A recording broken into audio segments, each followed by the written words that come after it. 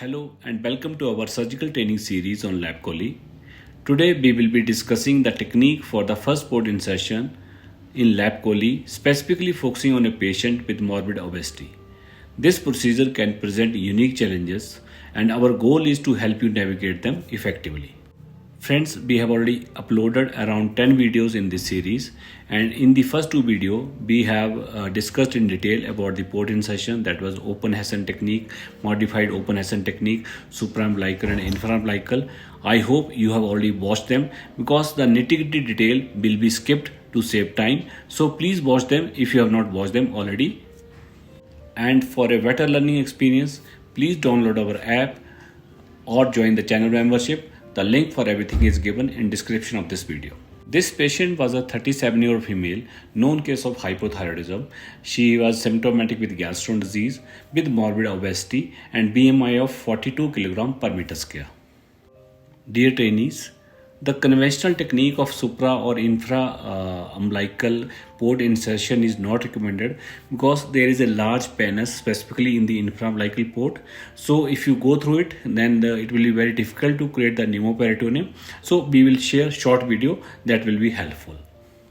So ensure your proper preparation, pre-operative preparation, spine position. You need proper table which can accommodate the weight. Like this patient had a weight of around 130 kg, so you should know the limit of your table.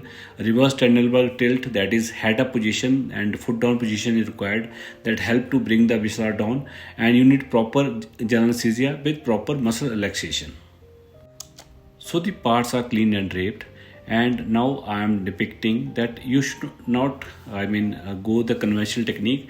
We should come around 5 to 6 centimeter or 6 to 7 centimeter as per the penis, and then this is the midline, and so our incision will be towards the right side of the midline.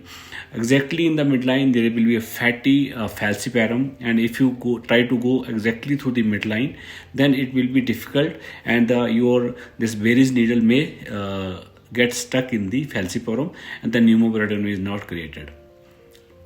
The other port sites are marked, but the final position will be as per after the pneumoperitoneum. So the trick is that we will give an incision toward the right side of the midline as marked here, and then the local anesthesia is given as we have already discussed previously in the first two videos on port insertion, and then we will lift. So the only trick which I wanted to share with you guys is that you don't go exactly supraumbilical, you don't go exactly in the midline, and you stay more supraumbilical.